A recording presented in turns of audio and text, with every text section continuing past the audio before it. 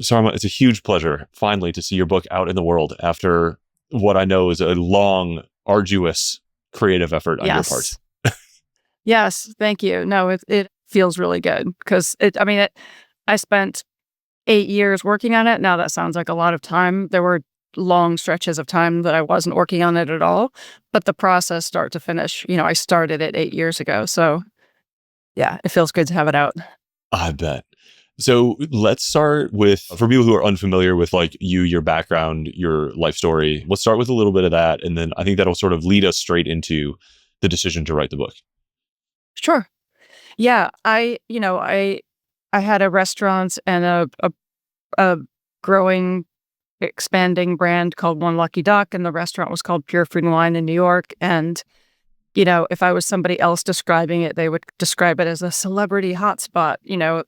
I can't say that. That's weird. But it was very popular. We had, we got a lot of press because it was, some say, a bit ahead of its time. But, it was a raw vegan restaurant. But that sounds, like something unappealing, except it was very, very good. And I can say that because, it was my staff and the people working there that were really the creative forces more and more over time.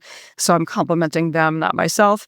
But it was a really amazing restaurant. And I was in that position where people kept coming to me about expanding and growing. And having worked in private equity in the past myself, I was very wary of certain types of investors. And then I had just broken up with a 4-year relationship that was a really lovely relationship. And at a weak point in my life, and this man entered and sort of took over my life in a way that was basically as if I was in a cult of one. And people very often don't understand, how does that happen to somebody who's, intelligent, went to a good school, started a business? They don't understand how that happens, but it does happen. And it led to the complete destruction of my business, to it appearing to have been my fault or intentional. And then criminal charges filed, to which I pled guilty because I didn't really have another option. And I spent 4 months at Rikers, and I knew pretty immediately that I would write the story. And I started writing, sort of immediately after I got out of jail. And that's sort of where the 8 years started. So yeah, it's been quite the journey. It's an incredible hook that's actually where the book starts, isn't it? With your sort of entry into the system. It starts with me throwing up in a small Tennessee jail, which is where I'd been arrested. And I was having a caffeine withdrawal and, got a migraine and nauseous and throwing up. And everybody around me was withdrawing from hard drugs. But for me, it was just caffeine. That's quite an indictment of my caffeine habit, probably. Yeah. Yeah. And the story now has been like probably you say it's most famously told in the Netflix documentary Bad Vegan? Yeah. So what happened, I was already in the process of writing the book and had in fact written kind of probably most of a very rough draft. And I was approached about doing a docuseries that was made and then sold to Netflix. And it really did not tell my story correctly at all. So, people call me gullible or naive, or how could I have believed this con artist man who came into my life? And then, this docuseries is made and I was gullible and naive and just trusting that, if it's a documentary, it's going to be like journalism. They're required to, tell the truth. And apparently they're not.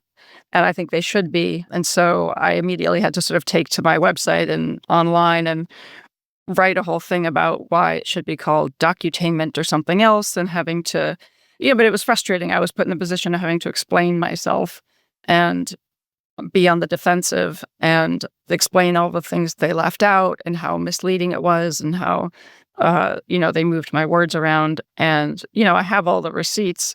So at least I have that on my side. But, that was a really painful experience because even though some people watched the series and were very sympathetic and just thought the ending was confusing, but a lot of people watched it, came away thinking that, I am a criminal and a horrible human being. And so then I got the corresponding fire hose of incoming, you know, hate alongside with a lot of incoming sympathy. So somewhere I wrote that it's sort of like getting alternately hugged and punched in the stomach at the same, like you get punched and then hugged and punched and hugged. And that's basically, if I look at any of my incoming messages, that's what that felt like.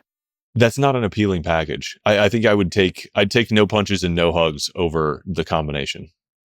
Yes. So, when the docuseries came out, I had a rough draft written, but it sort of became that much more imperative for me to get the book out, to get my real story out, because I think anybody who reads my book and then watches the series, or watch the series and reads my book, will see how very different the portrayal is. Yeah. God, that must be such an incredibly surreal experience. I don't know if you watched it directly yourself or saw all the secondhand, but to like see your story told through the most sensationalized sort of third party frame must be. It feels really weird. And the first time I watched it, and they titled it Bad Vegan, right? So I knew what the title was, but I thought they had titled it that because the tabloids had sort of portrayed me as a bad person initially. And so my thinking was they titled it that because I get it. It's sort of a catchy title. And here's the story of how I really am not a bad vegan. But in fact, they tell the story in this way where you could kind of come to either conclusion. And, it was sort of a bit of evil genius on the filmmaker's part, the way that he did it. But, I mean, evil at my expense. So that was very challenging. And, I also didn't benefit from that series. And I know that they did to a huge degree. And so, that was another painful part of it, is just they had a huge payday from that show at my expense. And then I'm still left with all the debt that I had before. Yeah. How does that happen? I'm not familiar with the like mechanics of that. I mean, they were working from your manuscript, or I mean, you participated in that. You just didn't have any editorial control or economics. Right. On it. I had no editorial control. So, I did 2 very all day interviews. One day was 12 hours and the next day was like another, probably most of a day. So I'm exhausted. Oh. And there was very little preparation. There wasn't anybody there sort of guiding me either. And so I just have this director who doesn't, he'd read some inputs. He knew what really happened, but he's sort of asking me questions about it. And then, they have full editorial control. And then I also made these audio calls for them by actually getting on the phone with the guy who, basically destroyed my life and hurt a lot of other people that I care about through me. And so I get on the phone with him to record him without him knowing for the film, for the show, so I can get some audio of him. But then they misused that, and they made it look like I was caught on a hot mic and moved my words around and everything. So they basically, changed the reality of what happened and used that material kind of in a way that, to deliberately make me look bad at the ending. And that was it's painful. Yeah. So, extremely painful. Yeah. I mean, and it leads right into sort of why I felt so strongly now writing to put my story out, that I did not want to go to a big publisher who I know. I mean, I've published 2 cookbooks with a big publisher, and that's very different. Cookbook is very different than a memoir, but I knew that I didn't want to be subject to anybody else telling me what I can and can't put in there, or how long it has to be, or, you can't say that or take this out. So I felt really strongly about wanting to have control over my story. Yeah. There's maybe no better poster child for editorial control than you, who's been through this ordeal. Yeah, exactly. Yeah. So the book, this is sort of interesting to like layer all these events. So you're released from prison. You have almost immediately started writing this book. Then the documentary comes out a couple years later, sort of as you're still writing the book. Yes. Yeah. I was mostly done with the draft. Okay. But I mean, as you know, it's a long book. I mean, fortunately, the most gratifying thing that I hear from people like almost every day is that they can't put it down, and that it moves quickly, and that it flows. It's sort of easy and fun to read. I mean, fun from this it just moves quickly. So that's really gratifying. But it is a very long book, and it's a complicated story to tell. And I bounce back and forth in time. So it took a really long time to, even once I had an initial very long draft, to then not only cut it to make it shorter, but, moving things around and in what order do I put things, and to kind of keep the story flowing. And then, every time you decide, okay, well, I'm going to delete this story because I don't really need it in here. But then you have to go back and find all the places you referred to that thing. It's just it takes quite a while. And all the while, I had other jobs or was working on other projects. So sometimes I'd put it down for 6 months and not even touch it. Yeah. So it's quite a process. The editorial complexity goes up, I think, with like a square or a cube of the scope of the project. Yes. And you're like, how long was your first draft? My first draft was about 300,000 words, and the final book is 200,000 words. So, the book as it's printed now is 650 pages. So it would have been close to 1,000 pages if I, included the whole shebang. Yeah, I mean, it's editing War and Peace multiple times. And for, for people outside the industry, like a typical book is averaged closer to like 60,000 words, give or take 10,000. So this is, 3x even in final form. Yeah. Yeah. It's a big book. Yeah, it was a real bear. So I imagine, the intensity and the intimacy and the importance of the project, like, doubled, or if not 10x for you after Bad Vegan came out. You were like, oh my God, I have to control and own my story, and I have to get this right, and I have to get it out, and I have to really like correct the record, essentially, right? Yes. And I spoke to, I had people putting me in touch with agents and publishers, and I rationally kind of knew that it didn't make sense. It was tough because I could have really used the money of an advance, but I just knew. And every time I had a conversation about it, I had that sort of feeling inside, like, this isn't right. This doesn't feel right. So I knew that I wanted to, however possible, make it happen, to go do it the independent way. Yeah. Well, I'm very glad you did it. I'm very glad you chose us. Yeah, I am too. I had all the good feels when we had our conversations about it. And yeah, I remember I was listening to a podcast with David Goggins, and when he mentioned in the podcast, and I'd already read his first book, and when he mentioned that he almost signed a deal and then kind of pulled back and did a bunch of analysis and decided to go independent, and then he went with Scribe. But when I found out that he did that, it made me feel so much better, because I thought, oh, okay, if Goggins did it, then, I feel better, then I feel even more validated that this is the way that I want to go. And I knew too, he would have done a very thorough research. And so that's kind of how I came to Scribe. Yeah, it worked out well for him. And I think this is such an interesting, fun, and like unique book for us we do a lot of nonfiction. We do a fair amount of memoir, but like this is a very interesting, I'm not sure how you would describe it to people, but like from my view, it's a very interesting combination of like memoir, true crime, and like psychological thriller. Yes, that's a very good way to put it. I'm going to use that now. Memoir, true crime, and psychological thriller. Yeah. There's just so many different things. And part of the length of the book, I think, is a sort of a device that shows you how deep and convoluted the rabbit hole that you personally went through is. Like, you give the reader the experience of being sort of slowly lost in this like cult of one, as you put it. Yeah, exactly. I debated, I cut as much as I could, but it got to the point where I realized if I cut it anymore, I would lose that element of, exactly as you described, that it kind of takes the reader along the ride with me. And if I didn't do it, if I didn't leave it the way that it was, and I sort of took out much more of, what's interesting is that I was able to recover a lot of my actual digital communications with this man. Not all of them, but enough that there's a lot there.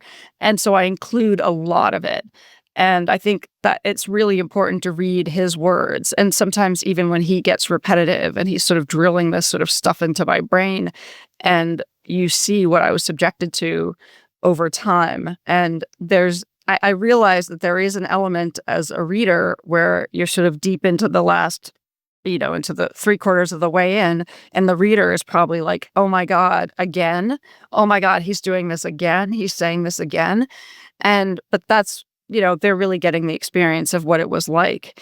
And I think had I tried to make the book, half as long or cut out too much more, you would miss that and kind of miss what the experience was like. Yeah. I think it's very interesting, like how this is the kind of creative sort of project. The honesty of it and the uniqueness of it feels really difficult to drive through traditional channels. And so I believe that like a breadth of creative expression is like really important philosophically. And so whenever we get to do a book that's like, there's no book like this, like that's such a satisfying feeling. Yeah, I like that you said that. That's cool because yeah, I kind of would have a hard time thinking of a book to compare it to. I mean, maybe there's other people who've written memoirs about being in a cult, but this is a bit different. And there are a lot of elements. I'm well aware of sort of in terms of the saleability of the book and the appeal. It's like there's a little bit of like celebrity stories in there, and there's a glimpse into the restaurant world, and there's sort of different elements involved. But one thing that I it's just interesting now that it's out there and I'm getting a lot of feedback, but a number of people have told me too that there were places where they laughed out loud and that it was a bit of relief, which is kind of exactly what, in real life, it's like even while he's kind of torturing me many times, via this digital communication, I would make like stupid jokes or just because it's a coping mechanism. And I think when you're reading a difficult story, to have these moments that are sort of ridiculous or funny, it provides relief. And so, I mean, I appreciate that in films as well. If you're Yeah. watching a difficult scene and then something sort of funny happens, it's a bit of psychological relief. So, Yeah. um, I'm I'm gratified that people are appreciating that too. Yeah. Refreshes the palate.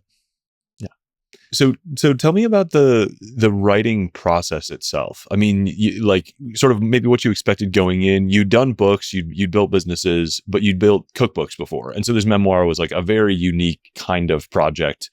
Did you have any background in writing, creative writing? Like, just give us a snapshot of like Sarma on day one of book writing. I mean, in my prior life, I'd written a blog, but I would write not very often, but when I did, I would write very long posts. Mm. So, and my cookbooks were a bit unique in that, especially the second one, which I wrote on my own, there was quite a bit of sort of narrative in there. So I was sort of used to writing, but yeah, obviously, never written a book or a memoir. And I think, you know, I think the process of writing it is therapeutic in that if you've been through something traumatic, especially something that's hard to understand, it's not straightforward. Going through the process of writing it feels as grueling as it can be to kind of relive those moments and try to sort them out in your head. On the other side of it, there's relief because it's like now you've written it down and then you can kind of move past it.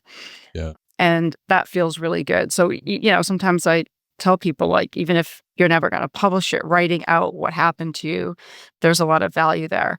But there were, a lot of times where I'm working on it and just felt like, I think I even wrote in the book at some point that working on it, I sometimes felt like, I don't know, like crawling up the wall and slithering out of my skin. Like I just didn't want to be doing it and in it. And it felt really, really uncomfortable.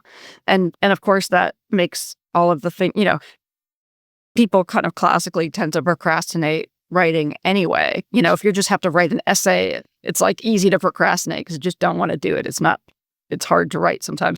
And then add in the factor of how unpleasant it is and having to go back into this really disturbing, dark stuff. It made, like, procrastinating was super appealing. Anything to do something else other than working on this. So, I mean, there were parts of it that were really fun to write. So I Yeah. really enjoyed writing sort of the parts where I go back and I talk about the early years of the business and some stuff from college and my early career in finance and the early days of building the business. And a lot of that stuff was really fun to write. So I got to balance that with the darker stuff. When you're writing, do you get like an immediate catharsis, or do you feel like you're just making steps towards that, and the catharsis actually happens on the recognition of someone else? Or is it just like confronting it and writing it down that's satisfying in itself? I think it's confronting and writing it down. Maybe in my case, it's different because there's this whole element of kind of wanting my truth to come out because it's been told incorrectly and I've been publicly judged for it. So there's already this sort of public perception, and now I'm getting to put out the real story. So, there's definitely feels gratifying to be able to put it out there and have it be read by other people. But even if I, wrote it and never published it, I think it's even proven to be therapeutic. I think Yeah. Andrew Huberman did a whole podcast about this where if you journal about really traumatic stuff, it brings, somehow they study this psychologically, and it like actually brings you relief if you write about what's Yeah. most painful. And I think that makes sense. It's like you're getting it out of you and onto the paper. And then it's out of you, it's on the paper. It's not living around inside your body and nervous system as much. So you feel relief no matter what. Yeah. Get it out of, it's just been bouncing around in your head for so long, getting tortured. Just Right. Or pressure release. as Bessel van der, whatever his name is, would say, he wrote that book, The Body Keeps the Score, which is like one of those books that still appears on the bestseller list so many years later. But, I think his book argues that it kind of lives in your body too, in your nervous Mhm. system. Yeah. So how did we, now that we're looking at the book as a published thing, your 8 years of like creative challenge and effort and grind are over, how close is what's out there now to your initial vision going in, and how did the book sort of transform through the process? The book itself, or Yeah. yeah, I mean, I'm very happy with the book. I'm happy with, the physical thing. That was one of the things. They're like weighing the pros and cons of going independent versus a big publisher.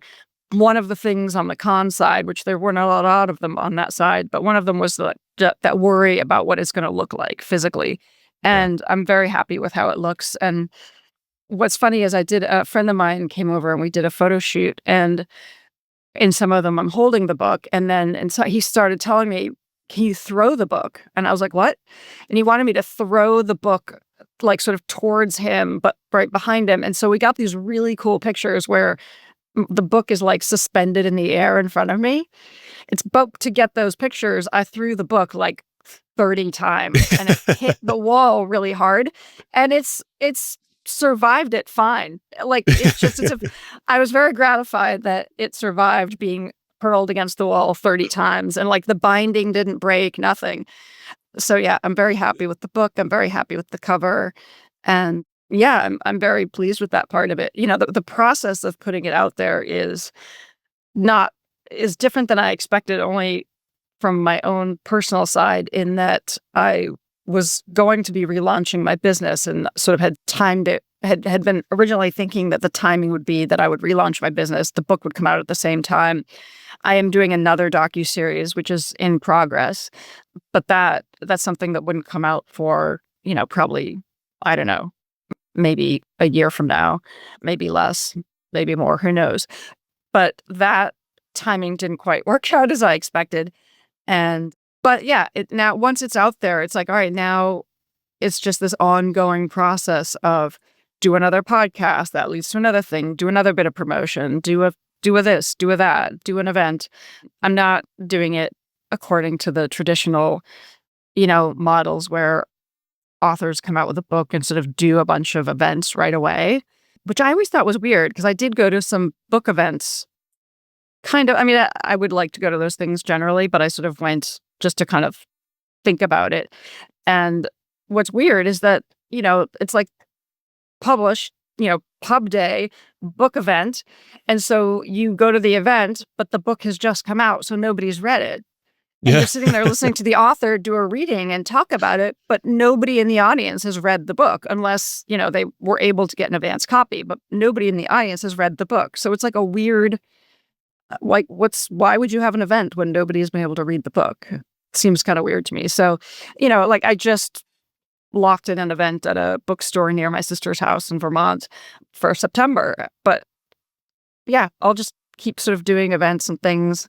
And yeah, now it's like an ongoing job of promotion, which is Yeah, it's the final marathon. I would say like the first marathon's writing it, the second marathon is publishing it, and then your never-ending third marathon is promotion and awareness.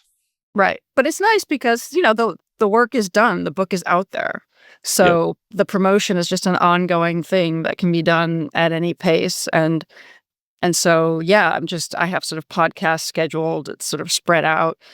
And you're getting yeah, great feedback that you can kind of roll into additional promotion and reviews and things like that. And your story is so unique, and you've got other hits coming between the business. And I mean, people are still watching, the documentary, for better or worse. And so there's just perennial interest in this sort of thing, and, having new perspectives on it, new information on it, like there will be endless curiosity. And so you'll have a ton of opportunities, I think, for years still to promote the book, correct the record, get your story out there. And yeah. And I think, what's gratifying is that it's not just kind of here's an entertaining story to read, but here's a story that I know feels really validating for a lot of other people. Because one of the things that I learned through everything that happened to me is just how common it is. And it's something that isn't talked about a lot because it's humiliating to be psychologically manipulated. And it's something that most people don't understand. So when it happens to people, whether it's in a relationship or a group dynamic or however it happens, or it's like a family member, it's very isolating. But I just know that it's been really helpful for a lot of people who've been through this to read my story. And then the other part that feels good is that I hope that a lot of people will, especially younger people who read it, will go forward in life and be that much more likely to recognize the signs if somebody comes into their life and it starts to be manipulative and weird. And, having read my book, maybe they'll recognize what's happening sooner and avoid it. yeah, well, as you point out, I think, a few times here already, like it's very difficult to empathize with somebody from that third party point of view. Like people who watch the documentary, some of them empathize, but maybe it's only the people who've had near experiences or somebody in their life go through it. And otherwise it just feels like, oh my God, that would never happen to me. Most people, I think, come in with that mindset. So if your book can help people empathize with this as a state and inoculate them, hopefully, against it, and keeping others in their life from falling, into these kind of things, like this is life-saving work. Yeah. And then there's a third sort of element of usefulness that feels really good too, which is if somebody's been through this and they're in that situation, which I understand, where where they feel like their family doesn't understand. If their family then reads the book, they can go, oh, now I understand what happened to you because I read this, this very lengthy story about it. And now I see what you went through was similar to that. So that part of it feels really gratifying. And I already, I have kind of an outline for a follow-up book already. I mean, I've had it for a while, but I more and more, I know that I need to write that follow-up book too. What's that? Well, I mean, believe it or not, I stepped into another situation. So, and one of the things that people are very curious about is my 4 months at Rikers. And I don't talk about that. I open it with when I was arrested and I was in jail for about 20 days. So I write about that part, but then I don't write about the story sort of comes to a conclusion and references my getting sentenced, but I don't talk about that 4 months at Rikers. People are very curious about that. But even when I got out of Rikers, I came out and my defenses were down because I had nothing but debt. I felt like I have nothing to take. I'd been through 2 situations where men came into my life and got an enormous amount of money out of me. And now here I am. It's very public. I am in piles of debt. So my defenses were down and, somebody came into my life and, craziness ensued. And then I learned it wasn't always about money and it was much shorter, but kind of a lot of craziness there too. And some pretty pretty interesting stories. And, I'll change names, but it's worthwhile, I think, to tell that follow-up story while also then getting to talk about, tell some of my crazier stories from my 4 months at Rikers, because I have a lot of nutty stories from that time. Yeah. And also a lot of, it made it easier to shorten this book, knowing that I probably will write another one. So I might have wanted to include sort of even more analysis and more commentary than I did, but knowing that I needed to kind of get it to a somewhat digestible. I mean, it felt like 200,000 words was kind of the limit. If I made it longer than that, it would have been a little out of control. So, a lot of the things that I cut out, I would be able to put into this follow-up book. It is very hard to find the boundaries of a book. I mean, something we have to tell authors all the time is, don't put everything you know in one book. But it's really, a big part of the art is finding the boundaries and the definitions of where to stop writing about a particular topic or a particular timeline. And it does help, as you point out, to say, like, nothing is wasted. Like, you pull out that whole chapter and maybe that's the start of your next book. You don't have to kill the darlings. You just have to pull them out of this particular, Exactly. boundary. Just put them on hold. Yeah. Yeah. Yeah. Very interesting. Yeah. We have a lot of authors who sort of come into this, it's arduous to write a book. It's hard. It's torturous. In particular, a memoir like this, where you're like confronting really hard experiences and memories. And the thing that pulls a lot of people through is just thinking, this book can save one life. Like, just kind of the paying it forward mindset of like, this might be the lifeline that helps somebody else either avoid the whirlpool or pull them out of it. And that can be super, super motivating and totally changes the frame from like, this is a success if it sells 1 million copies or if it gets on the New York Times bestseller list to like, I have an opportunity to save one life and I may not even know who that person is, but like, I'm going to put in these hours. I'm going to do this work and I'm going to, yeah. just And do sometimes you do know the person, because I've already had somebody exit a situation after reading my book. Really? And and that person is very happy. And so it feels really good, but Amazing. it feels kind of interesting that somebody's completely changed their life because they were reading my book and started to recognize things and realize that their own situation was not a great one. And so, I've already gotten that. Wow. Yeah. And they reached out to you after reading it? Yeah. I mean, it's somebody that I knew before, but not super well. So, That's feels incredible. Yeah. Yeah, for sure. Fantastic. And then, I think we had I had conversations a while back about a scripted series. And that's another way that sort of the longer version might be useful. My original longer draft is that there's been discussions about a scripted thing and the ability to put more into that, more that actually happened, that's actually part of my story, but didn't necessarily make it into my book. That's another way that those pieces that I wrote that I didn't include in this draft can get out there. What are you doing differently with this new docuseries that you're a part of now? Well, it's it does two things. One is it's telling the story of what really happened, which again is very different than the way it was portrayed in that show, Bad Beacon. And then it's also covering my time moving back to New York to restart the business. So there's sort of like a real-time element. And then going back and kind of correctly telling the story, and importantly, including all of the analysis of how does this happen? Because that wasn't included in that first docuseries. There was absolutely zero analysis. They had, interviewed a psychologist who understands all of this stuff for a full day, but they didn't use any of it. So there's nobody in that docuseries saying, this is a thing that happens, and here's how it happens, and here's all these psychological dynamics. And there was nobody explaining it in that first docuseries. And so that as a viewer, I find that stuff fascinating. I mean, I've watched other shows where, I don't know, the Fire Festival one on Netflix is a good example where they tell this kind of crazy story. And the whole time I'm wondering, okay, when's the psychology, when's the analysis of what was really going on in this guy Billy's head? Like, did he think that, like, that's what I find fascinating. And there was none of that. It was just sort of like, look at this train wreck.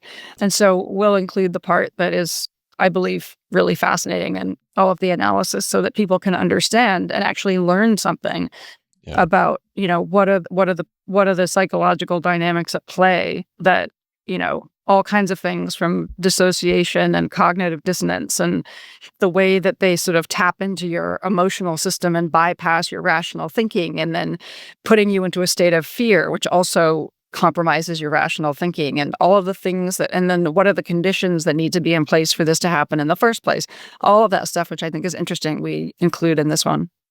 That's super interesting. Yeah, it's one of those things that's not always obvious when it's not there. But, Netflix's sort of motive is to create the most viral, salacious content and sort of tap into that, like, that sense of judgment that we have, or the, as you point out, the rubbernecking, look at this train wreck kind of thing. Yeah. And it probably serves them to have a sort of ambiguous end, because then there's conversation about it rather than feeling like there's an end to the story. And the fact that it's presented as a documentary when it's deliberately cut as entertainment is not cool. Ethically great. Right. No, not at all. I mean, it was really the filmmaker, because they made it and then they sold it to the platforms. But yeah, he made it in a way that you can very easily see people kind of arguing around the water cooler about, oh, she was in a, no, she wasn't. And that in itself creates controversy. But yeah, it was, I think it was made and probably appeals to that whole genre of people that are into watching true crime, where you are kind of watching train wrecks. And I don't know. I don't understand that appeal, because I don't You've like been in a watching train that wreck. stuff. I've been in the train wreck. I don't want to watch it. I don't want to, emotionally put myself in those places again. But if there's something to learn and there are valuable stories and there's takeaways, then it's worthwhile. So hopefully that's what we're doing with this next one. As an author going through the kind of whole creative experience, what was the high point and what was the low point? I mean, the low point, I guess, was probably just having to go, having to relive some particularly grueling things. And, and then not only once, but then you're editing it over and over and over again and reading it again and again. So that was probably the most difficult part. And I think the high point's just, I don't know, finishing it. No, it's not too obvious to say. I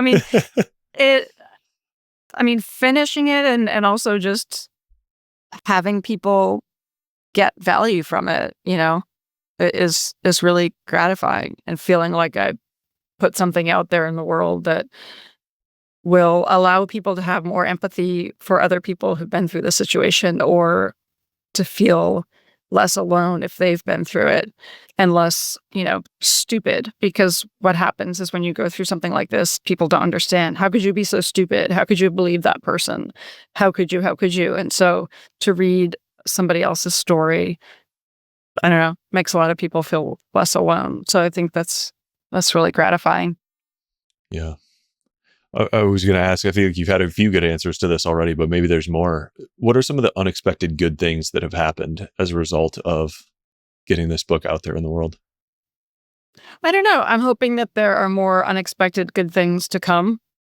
And I think that because the way that I have a bunch of podcasts sort of in the works, so I'm just gonna keep going, and one thing will lead to another, to another, to another. And yeah, I guess I look forward to more of those pile up. I mean, it sounds like you saved a life already. You're getting great feedback on the book, about the reading experience, about the dark and the light.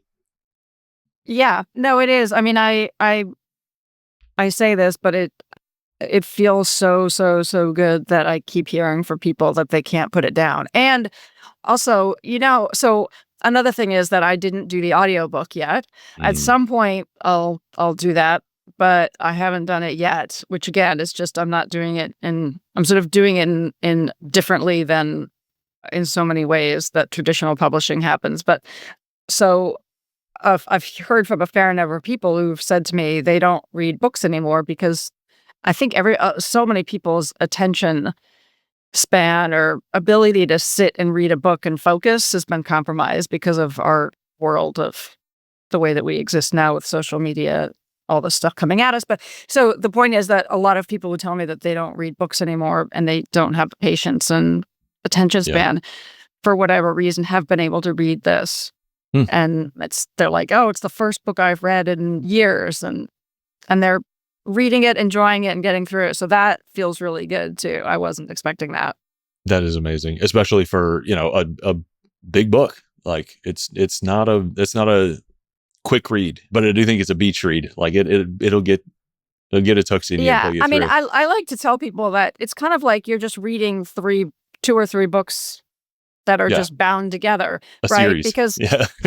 I mean, I've read some really long books too, and there is this element of like, it's kind of a slog, certain books, or when it's heavy or it's hard to read or it's hard to follow. And I think, fortunately, the pace of the reading the book flows and it's easy because it sounds like my voice. It's just, you don't have to like focus really hard to understand Yeah. what I've written. It's just as if I'm telling you a story. So it moves very quickly. And yeah, so it feels Yeah. good in that way. It's just like a couple of books bound together as opposed to like reading Crime and Punishment or something. Yeah, well, those long books or even series are so satisfying, partly because my favorite example of this is Shantaram. Like, it covers 10 years of a very full and fascinating life. And so when you finish that book, you feel like you've lived a whole nother life. And it's a really immersive experience when you spend, so many hours with someone. It's just a different thing than, breezing through, another Bridgerton novel or whatever it is. Right. It's funny, I have that book. It's in my to be read sort of, not quite pile, but I have to be read books everywhere. And that one's in them. Oh, just read the first page. It's my favorite first page of any book I've ever read. Oh yeah, I think I have read the first page, I think I wanted to read it, but right now I'm reading I'm probably reading the most different books at the same time because a bunch of other people have sent me their books, and then I've become friendly with other people who had the same pub day as me.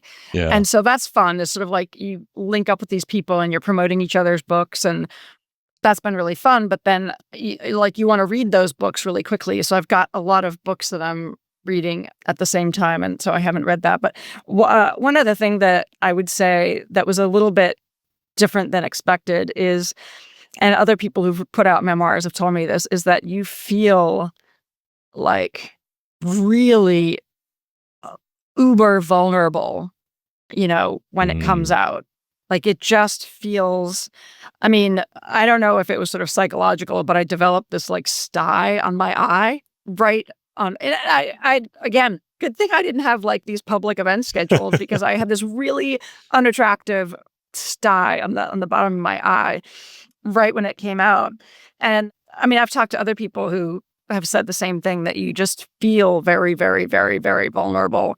And like, you just kind of want to crawl under the covers. And so it's weird because you're celebrating and you're excited that it's out there. But at the same time, part of you just wants to sort of curl up in a little ball and hide under the covers. And you just feel very exposed. Yeah, I was going to say, there's like a clone of you walking around naked all over the world, and you are not sure that you, And you're not like feeling hot either. You know what I mean? It's like you're like naked and pale, and it's cold, and you're shivering, and your hair is matted down. It's not like an attractive. It's like you feel super vulnerable, and like, are people going to accept me? Yeah, you just feel very vulnerable. So that's something I don't know. I mean, I don't know what you can do to be ready for that, but I've talked to other people who put out memoirs that were not nearly as kind of deeply personal, and I've heard that same thing. And even from, I listened to a podcast with Christy Brinkley talking about her memoir and her having this panicked feeling when it was coming out that like, oh my God, is anybody going to care? Is anybody going to read it? Is it just going to sit there in piles and nobody's going to buy it? And I thought, oh, she felt that way too? So I think it's pretty universal if you put out a memoir that you feel really super vulnerable and exposed. Yeah. All books are personal, everything with your name on it is personal, but memoirs, I think, are a whole nother level of like, especially this kind of like extremely honest, you feel like there's already sort of a jury around you. It just takes a crazy courage. So I appreciate and salute the artist's courage that it took to finish this book and get it out there and carry the flag and do everything that you're doing to promote it and help all the people that you're helping by getting it in their hands. Yeah, thank you. I appreciate that. And I'm going to do it all over again. But it won't be nearly as grueling to write the second one. I think it'll be a lot smoother and more fun. But yeah, it's something I really want to do. Yeah, once you've been through the maze once, you at least, I don't know if it's faster, but at least you know that there's an end to the maze, you know? Yeah, well, I mean, you know what the process is. And then I think importantly for me, what was really hard about writing this book is that because of all of the dissociation, there was so much that I don't remember. And it was Yeah. just really painful to try to go back there and a lot of work to try to piece things together and like looking at my Instagram timeline and emails and G chats and texts and trying to figure out and then not remembering in what order things happened. And so having that sort of trauma induced dissociation, that made it really, really hard to write. That was just like another layer of difficulty. So with the second one, I won't have that. I remember everything. I have a lot more Mhm. documentation that's straightforward. And I feel like with that element removed, will make it move a lot quicker and smoother. Yeah, that makes sense. As we look forward, so we're recording this like mere weeks after the book has come out. So everything is still very fresh. You've just kind of crossed that threshold. But I really like to kind of project out, 5 or 10 years, whatever is a comfortable time frame for you. What are you hoping that your sort of life looks like in 5 or 10 years, and how does this book play into that?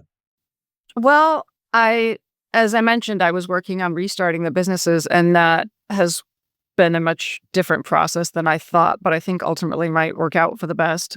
So, but the way, so ideally I've been, I've got my business back up and running, which, you know, the the people, the people who appreciated it and loved it before really, really, really, really want it back. I mean, every day I hear from Yeah. people, "Oh my God, would you please reopen? I want your products back." And in a market now where it even makes more sense than it did before in terms of people being into very clean eating and clean ingredients.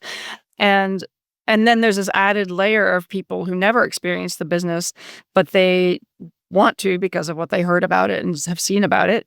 And then there's just this element of I can't tell you, I mean, it means so much to me, but also daily I just hear from people, this is like people in my DMs telling me they're rooting for me and that it's so inspirational for them to see me go through what I did and to then stand back up and rebuild. So I feel like there's a lot of support for this to happen, and it's kind of a no-brainer to do it, and then coupled with a docuseries coming out and, you know, maybe a scripted version of the story. Like, I just want it to be useful. It's what I've wanted all along is for what happened to me and my story to be useful. So I think it can all come together in a really nice way, and so hopefully that's where things are in the future, and then I've got the second one out or coming out, and yeah, that's hopefully where I'll be. That's amazing. I mean, that's the hero's journey, right? Like you build something up, you see it torn down or taken away, and you have the strength to get up and build it all over again and prove that it wasn't luck, it wasn't timing. You can do it you can do it the first time, and you can do it with a headwind. And that's the human condition, is like trying to overcome the obstacles that fairly or unfairly come across our path. And when we see people living that, I feel like it's just this natural human instinct to like pile in behind them and support them and help them rebuild and take some inspiration from it, and believe that that person represents the best of each of us.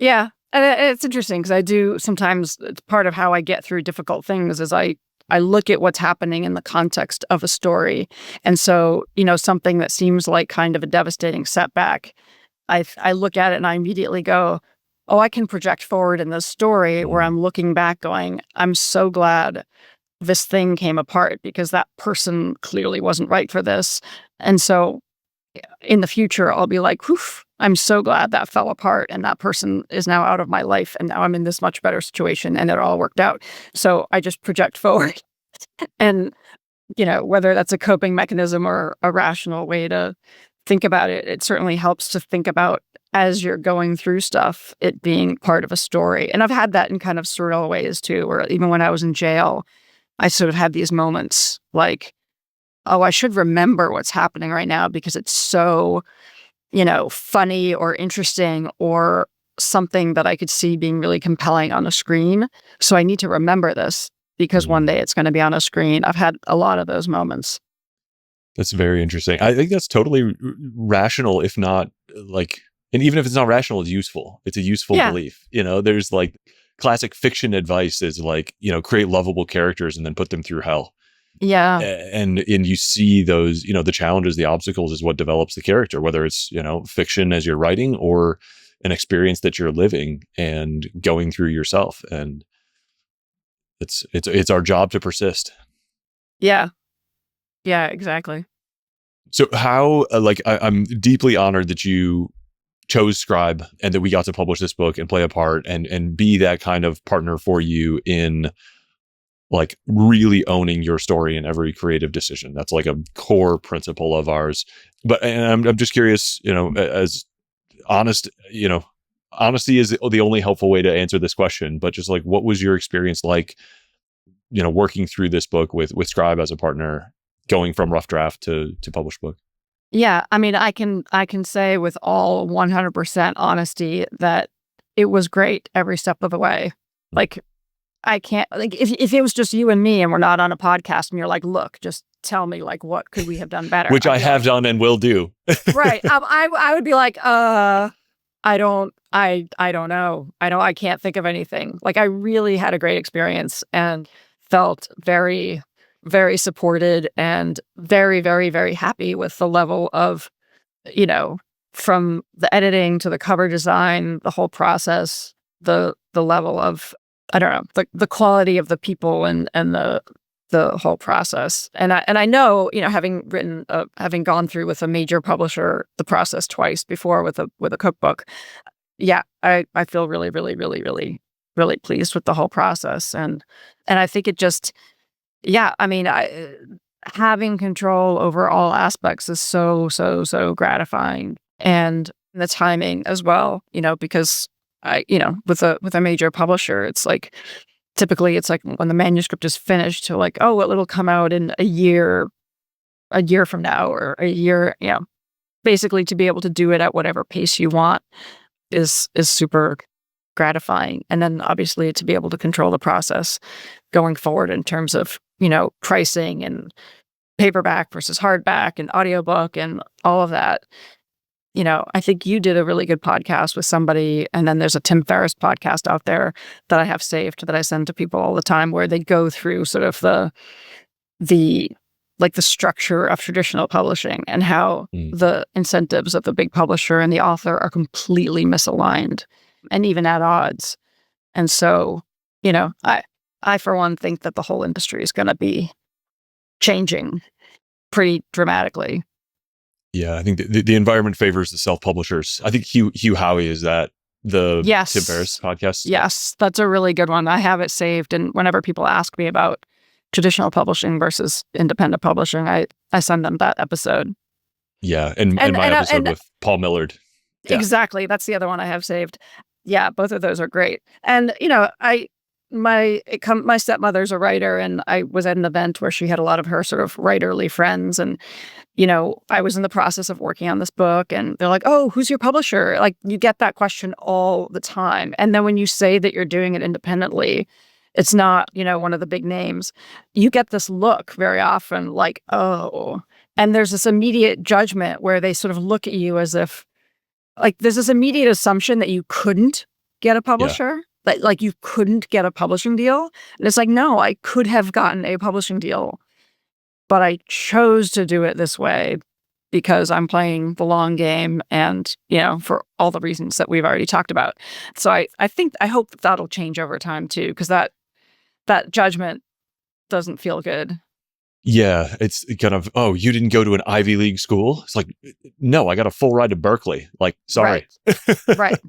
Right, exactly. And so, yeah, and people, you try to clarify without being kind of obnoxious about it. But I wanted to say, like, no, I chose to do it this way. I could have gone to a bigger publisher. I could have sold my book. But, I also turned down a deal with a major studio for the scripted Right. For similar reasons, just because I felt like A, the timing wasn't right, but also I would have been completely letting go of all control of the story. And I don't want to do that again. I would rather hold out for like, you know, I think if it's going to be done in a scripted way, it can be done really, really, really well. And it needs to be, again, useful and sort of not, anyway, either way. So I sort of did that where one might have thought, oh, why wouldn't you take that deal? But for me, I'm sort of in the long game where holding on to sort of more a control isn't sounds like you're being a control freak, but I view it more as protection. Like I'm protecting the story.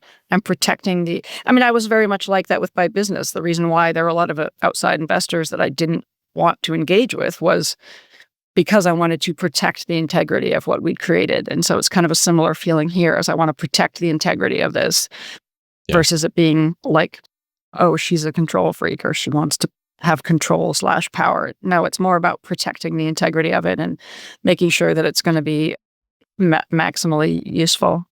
Well, and the creator's vision. Committees rarely make good art, and that's what you're doing when you sell the rights and when you sign up with a big publisher. What you're doing is giving layers and layers of people, some of whom you may never have met, veto power over your creative decisions, essentially. Especially with something so personal as this, or when you have such a clear vision. That's you're giving up a lot for that money. They say you're selling your book for a reason, and you're selling your book in many cases before many decisions are made that you may want to make. Exactly. Yeah. I mean, even people don't realize that, publishers have control over what the cover looks like. I mean, it's especially for a memoir, like how could you sell that to somebody else? And I've watched other authors too, going through, like the book tours and doing all the grueling promotion, and the beneficiary of that is mostly the publisher. I mean, the author is too, but the publisher is benefiting from all of that work, all of that ongoing promotion that you're going to be doing more and more and more and more. Doing it this way, I'm the primary beneficiary, which is useful because I still got all that debt from the past to pay off. So yeah, and you got businesses to rebuild. I'm going to beg you and publicly and privately continue to beg you to do an audiobook. It is a shocking % of my book sales personally as an author. It's so much higher than I anticipated, and it's been growing. And I think there's a lot of people for whom, if they hear book, they search in Audible or whatever. And if it doesn't show up in that app, the book may as well not exist to them. And they are a listener, not a reader as an archetype. And so that is a really it's an important piece. Yeah, I really, really want to do it. It's mostly just expense at this point. Yeah. But I might have worked out I might have a good option for a studio space. And, my book will take a long time. I think also audio is where the length is an advantage. Because as somebody who I'm on the Audible plan where you get like 1 credit every other month. So you want to make that credit. Like I'm way more likely to buy, I listened to the Walter Isaacson, Elon Musk memoir, and like those 20-hour books is like a bargain when you use your credit for that. So I think in Audible, a long book is an advantage. I agree. I've heard Brandon Sanderson say the same thing, actually. It's so funny. Right, because you don't want to waste your credit on like a book that's 4 hours that you're going to listen to in one thing. You want to get your money's worth. It's so funny. That's the opposite of like people are intimidated by long physical books, but they feel like they're getting a great value from long audiobooks. Exactly.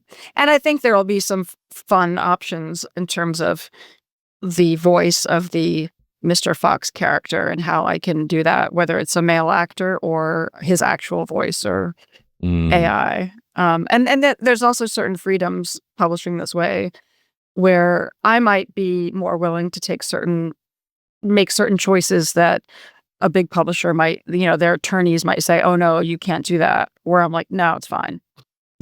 It's fine. Really, that person's going to come sue me. Bring it on. Bring it on. Like, I'm fine with it.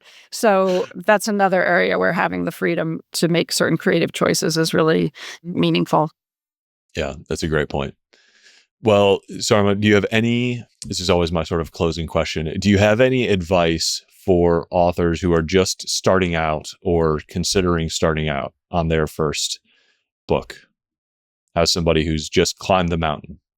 I don't know. I mean, maybe like I'm very late to Substack, so Mm, I started a Substack, and I think getting into that habit of writing posts and writing, especially if it's advice for somebody who's going to write a memoir, getting used to kind of writing about yourself and your own experience is certainly helpful. And also in Substack, you can kind of it's a bit of practice. So and then also once the book is out, it's useful because some of those there are a couple of sort of complete chapters that I removed, like completed chapters, just took the whole thing out. And so I might be able to kind of put those into Substack. And I think that that's a good way to sort of start practicing. People have been asking me I always tell people to read Mary Karr's book about writing memoirs because she's, I think, one of the mm, greatest memoir writers. And I quote from that book in my book. So Mary Karr's book about writing memoir is great. And yeah, and I think writing it sort of with the idea in your head, not thinking about the final product and how it's going to be received, but just writing your story as if you're telling, a best friend everything that happened is kind of the easiest way to get through it and to think about it. And also just writing that first draft is probably the hardest part. I actually kind of sometimes very much enjoy sort of the editing process, but it's that initial writing part that's painful. And then I found I use Scrivener, which mm. I quite like. I don't use it. I don't know how to use all the functionality there, but especially when your story isn't necessarily linear and you might want to move things around a lot, Scrivener is really useful for that writing software for like taking chunks and moving them around. And then at some point you got to kind of pull it out and then kind of keep it only in Word. But I found Scrivener really, really, really helpful, especially when you're potentially kind of rearranging sections and moving them around. Yeah. Love it. All fantastic advice. Thank you for writing this book. Thank you for putting it out in the world. Thank you for giving us a Yeah, chance to be your partner in this. We're very proud of you and proud of the book.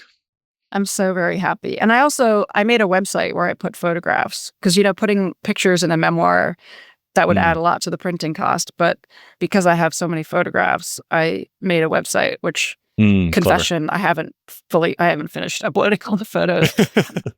Whatever. Again, I guess I'm just doing it my own way. But yeah, I mean, the website is just the title of the book. And then there's sort of a list of chapters, and you can kind of click on each one, and there's corresponding pictures to what I write about in that chapter, which I don't know, I haven't seen anybody else do that. So Very cool. And pulls it into like, makes the seemingly surreal feel even more kind of real and present, and shows the truth of everything that you went through. yeah, and I think it's just kind of fun because when I'm reading memoirs, I very often start Yeah. Googling the people and want to see who they are and what they look like and the various people that are in that story. So I just made it easier for people when they can And look if you're like, online. did this really happen? He's like, yeah, here's a photo. Yeah. Oh, I have all my receipts. I mean, you know, my book has a lot of original journal entries and G Mm, chats and text messages and emails and, and I have all of that backup. So I incredible. definitely, if somebody questioned anything, I could be like, oh, nope, I've got the receipts. I love it. What an incredible undertaking, and I'm so excited to see over the next few years the whole Sarma Empire get rebuilt from restaurant to book to new docuseries, and see how many lives get touched by the work that you've done. Thank you. Thank you. Thank you so much.